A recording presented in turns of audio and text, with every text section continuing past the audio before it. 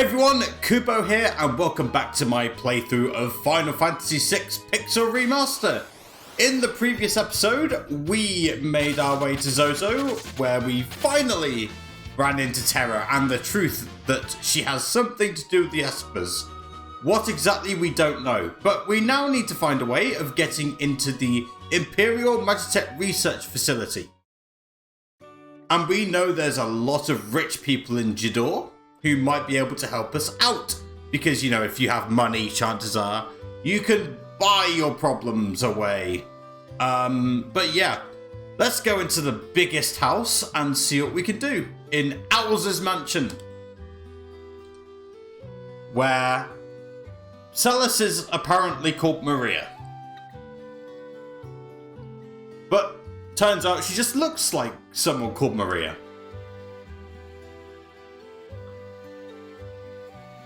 Who's Maria? Don't know, couldn't tell you. But if we were to read this letter, we might have some insight. Okay, so we've got the Impresario and we've got the Maestro. Maestro, same thing. Impresario, sorry, not Impresario. Yeah, but what does the letter say? Turns out the wandering gambler's gonna kidnap her. Yeah, but who is he? Aha! He owns an airship. Good news, everyone, we could do with an airship. A gambling vagabond who finds freedom from society's narrow views of morality aboard his airship, the Blackjack. This is Setzer. Just Setzer. Just Setzer. Very cool character. We'll go more into how he fights later on, because he's not actually going to be a playable character for a while. Oh, there's only one airship in the world, so we should find a way of meeting with this Setzer guy. And hey, if Setzer's looking to kidnap Maria, and Celis looks like Maria, why don't we find a way to impersonate Maria, get Setzer to kidnap Celis, and negotiate with him? Maybe he will help us. After all, we got to name him, so he must be an important character. Anyway, you will need to navigate your way down that narrow stretch of land. You saw me struggle. You will struggle as well. And we are going to go to the Opera House. Ah, the Impresario is here as well. Of course he is. This is where the magic happens. And it turns out the Impresario is familiar with Setzer's antics. Oh no. So, while Setzer tries to nab Maria, we're gonna nab Setzer. But no, apparently we can't do that. Because the performance. Poor guy. But what about the greater good, my friend?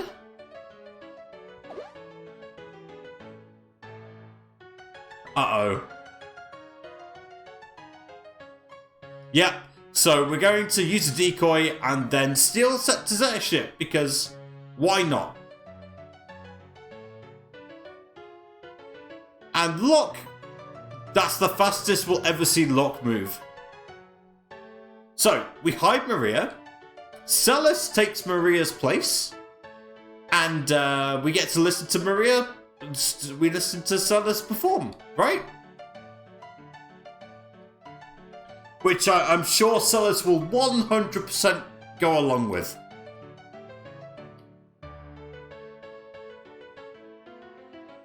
I do like how they kept the original translation in. I also like how Celis can...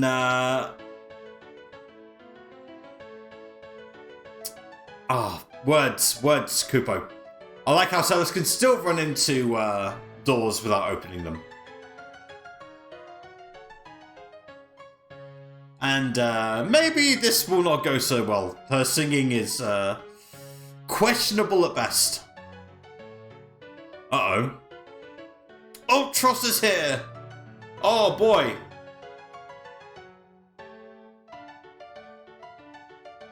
How is he able to exist outside of the water, though?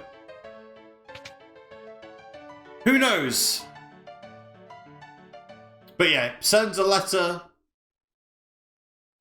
No one can find it, though. Anyway, time for the opera to start. Absolutely iconic. Now, I know a lot of you are going to want to listen to the opera and not have some idiot talk over it. However, YouTube doesn't like it when you just stay quiet while some video game music is being played. So I'm going to talk over some of it. You're just going to have to cope with it. What I might do is I might upload the opera separately in a different video. But yeah, the war between the East and the West was growing more violent by the day. Draco, a soldier from the West, thinks of his love, Maria, back at home.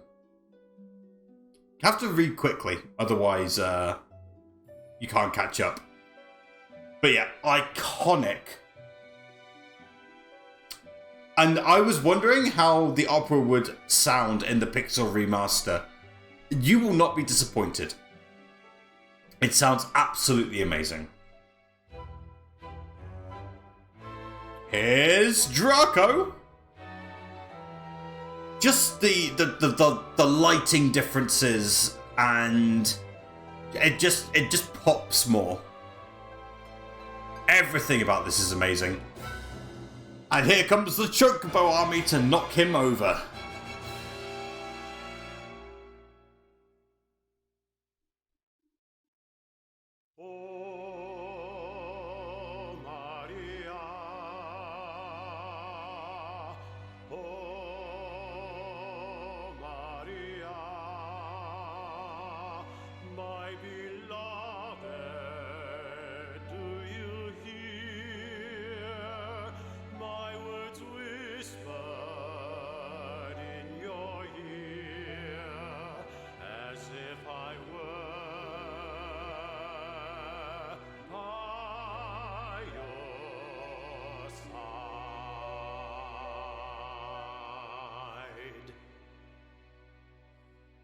Yeah, good news everyone. In the Pixel Remaster, the opera is sung and it takes it to the next level. It's absolutely amazing. Can't wait to show you the rest of it. Anyway, now as Locke, we're going to want to check on Celis and see how she is doing. See how she is doing. Spoiler alert, she's nervous.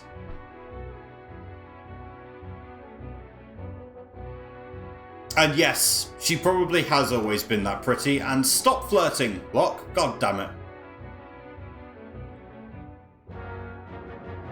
And Locke, once again, having dead girlfriend problems. Yeah, to be fair, like, Celis, that's a very valid question. And Locke not so expertly dodges it. Unfortunate. Okay.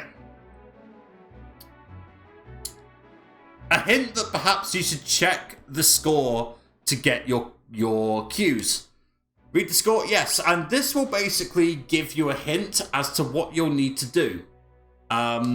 It's important that if you're playing this for the first time, you somewhat familiarize yourself with the lyrics, because you can fail the opera. I'm just going to say it now. And if you fail the opera 3 times, it's a game over. And there's some quick time events as well, which are actually made a lot easier in this version of the game. Okay, so what's going to happen now is that we're going to sing the song. And we have to select the right lines. I will show you which lines are correct. But yeah. If you select the wrong lines or don't do the QuickTime events correctly, you will have a failed attempt. 3 failed attempts is a game over, which is really weird. But that's just the way it is. Okay, so we open with Oh My Hero. Oh, my hero, my beloved, shall we still be made to part? Though promises of perennial love, yet sing here. I'm the darkness. I'm the darkness, you're the starlight, shining brightly from afar. Through hours of despair, I offer this prayer to you, my Must my. Must my final vows exchanged be with him and not with you? Were you only here to quiet my fear? Oh, speak, guide me anew.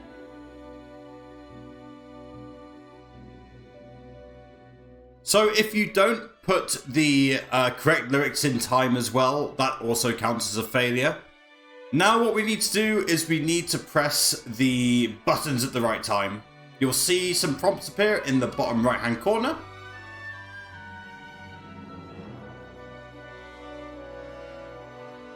In the original SNES version, you had to move around and interact with things in the right order. We don't need to do that. It's actually a lot easier in this version. Honestly, I don't know how I feel about that.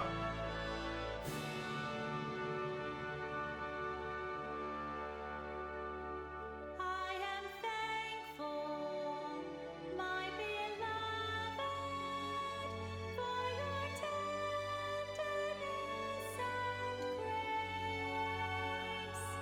I see in your eyes, so gentle and wise, all doubts and fears erased.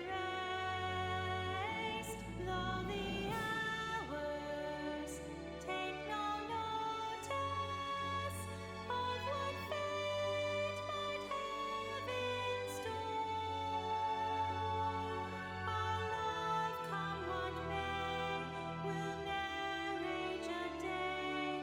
I'll wait forevermore.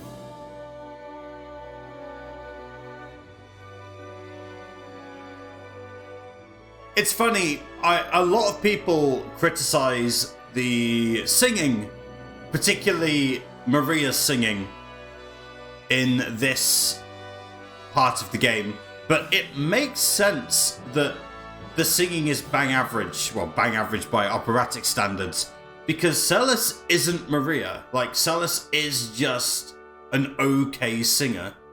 So it if it's not a deliberate choice for her to be a bit shaky, I'd be very surprised. Huge fan of the way they did the opera scene. Yes, the QuickTime events being different is a bit jarring, but I think, I think that's fine. Anyway, we've got this nice little dance scene where I'm sure absolutely nothing bad is about to happen. Yeah, good job, Celis. Okay, we need to make our way to this letter. And Ultros is back. Ruh-roh, we need to tell the impresario. Let's go. And the impresario is exactly where we left him He is right here. And who should appear but the big purple octopus himself? But not right now. Anyway, here come the Webbles! Ironically, also wearing purple.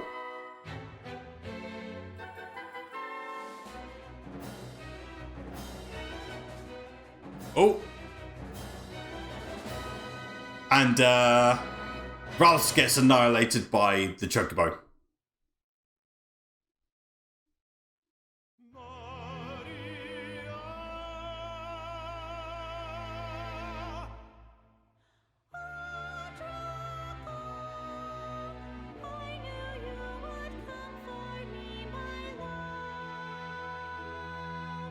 Insolent rogue, knave of the Western Hall, you would address my queen to be Maria. Yes, sir, you have Maria's hand. I would die before that day comes. Then it's a duel. Fight, fight, fight, fight, fight, fight, fight, fight, fight. Oh, no. No fight. Anyway.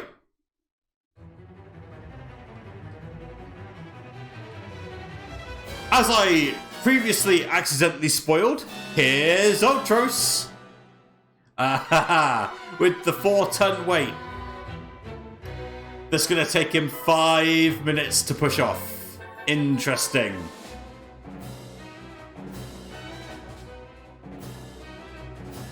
Okay, first thing we need to do is head to the room in the upper right hand corner. Don't worry about the 5-minute timer.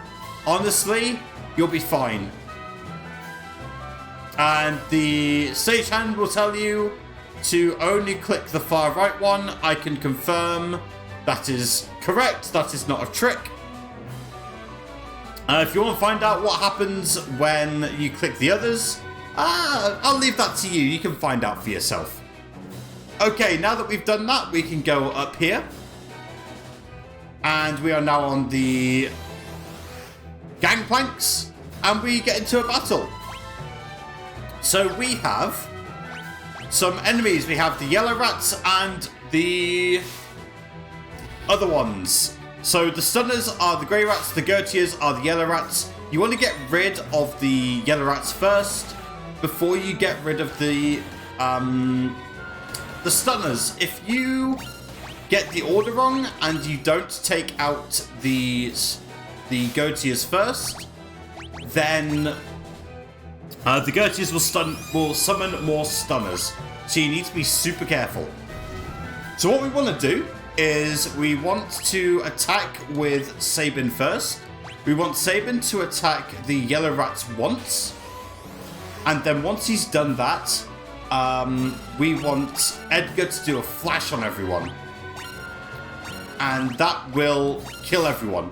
If there's 2 Gertiers or 2 yellow rats, then you want to hit each yellow rat individually with Sabin once, and then use Edgar's flash. It's that simple.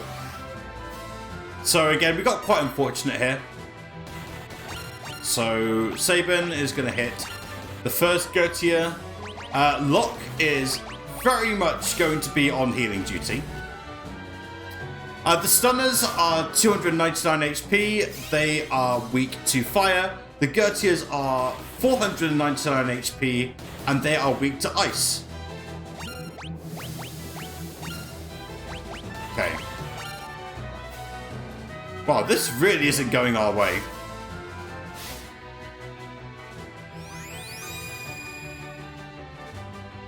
Okay. Excellent. Also, the timer pauses at the end of every victory screen. Just something for you to be aware of. Hopefully we can avoid this rat. This rat, if... There we go. And I want to avoid this rat as well. Come on, go. Come on, move.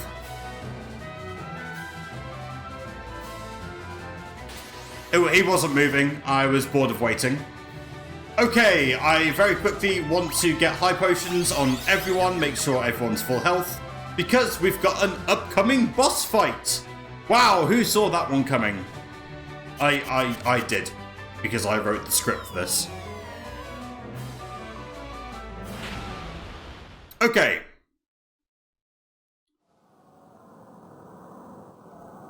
Very, very unfortunate. Ralph's has fallen over. Draco's fallen over.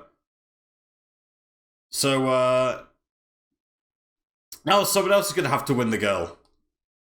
Hopefully not Setzer. And definitely not Ultros. You know. Maybe Locke. Oh, please don't sing. Please don't sing.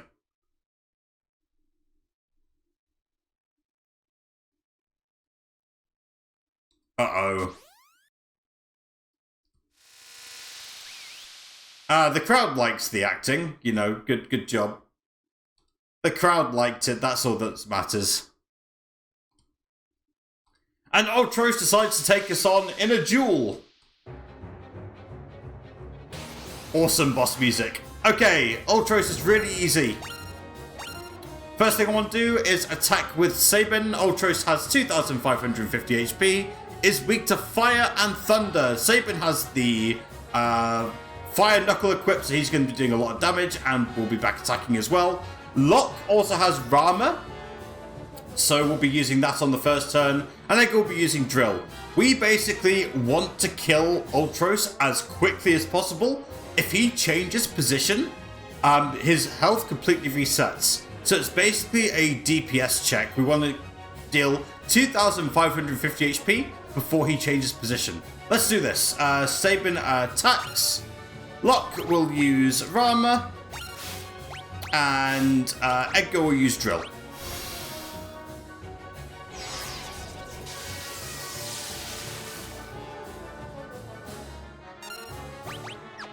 Just attack here. Tentacle, the AoE can hurt quite a lot. And there we go. Open with Sabin's attack, then use Rama, then use Drill, then attack with Sabin again, and you'll win. That's guaranteed enough damage with our strategy. I hope I explained that well. If you fail and Ultros does change position, you basically just have to keep on hitting him. He has this really nasty habit of using status effects like Confuse, Imp, things like that. So make sure you have remedies on standby. But if you're following this guide, you don't need to do that. It's really as simple as that. And that's why we put Sabin as a physical attacker for this particular scenario.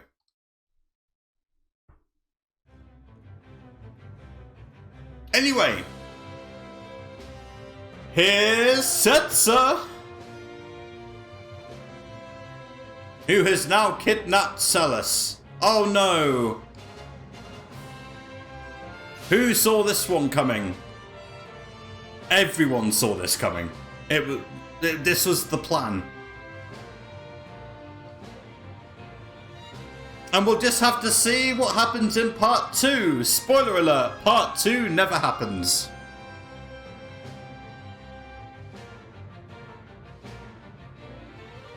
Oh well, it is what it is. And thus ends one of the most iconic parts of the game. So yeah, Celis has successfully managed to get herself kidnapped. However, this was all part of the plan. And in that fairly conveniently placed hole, we're going to bring up Edgar, Locke, and Sabin. Not in that order. Oh well.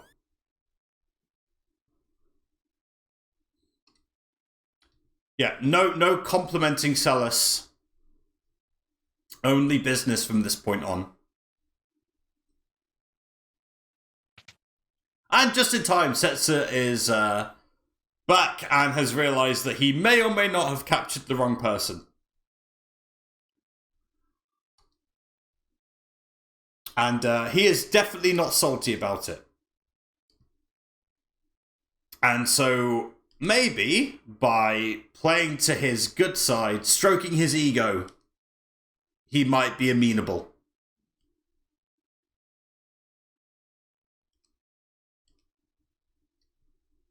Might be. No guarantee. You can menu here if you want. We don't need to. Oh. Didn't mean to skip that. But yeah, business has suffered since the Empire's been doing things.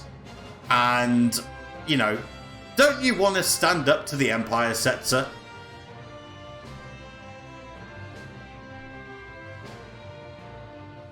And we've tried stroking the ego. It's now time for Operation Guilt Trip.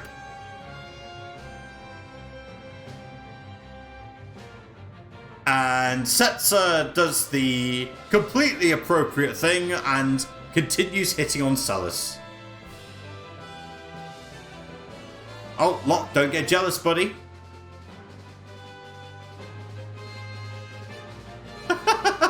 Ah, no. Ah, Locke, buddy.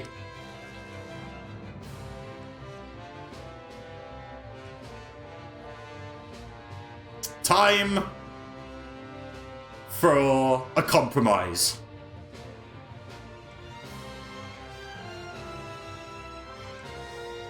Okay, time for the coin flip.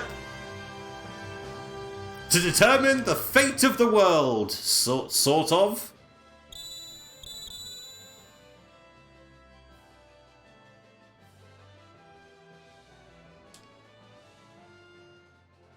And we win! Hooray! We won through cheating. Which is the same coin Edgar used, in case you haven't put 2 and 2 together. That's the coin Sabin used to flip between him and... Sorry, same coin Edgar used to flip between him and Sabin getting freedom. And of course, Edgar rigged it so that Sabin would get his freedom. Salus nicks it from Edgar. And wins against Setzer. And I'm sure Setzer isn't doubly salty about it. And turns out he's not, which is good. Thank God. Otherwise, we'd have a real problem.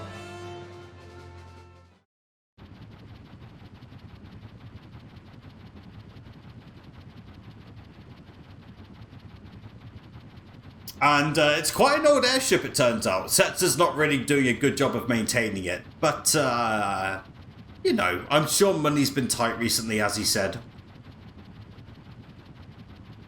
And instead of trusting engineering, he's decided to leave it to chance.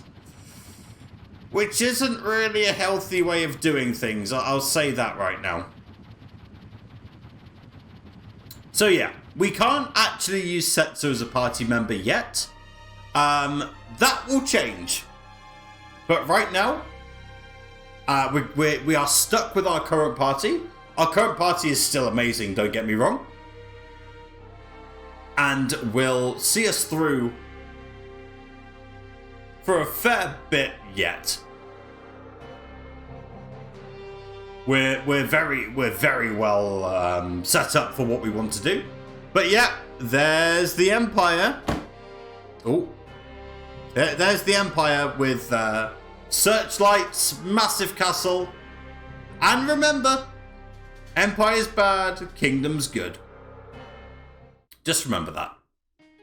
Okay, we can actually go back onto the airship, and although we're not going to, you know, blast off anywhere, we do want to buy some things, or some things specifically.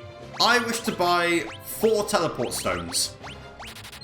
We're going to use teleport stones semi-frequently. It's going to help us escape dungeons after we've done them, basically.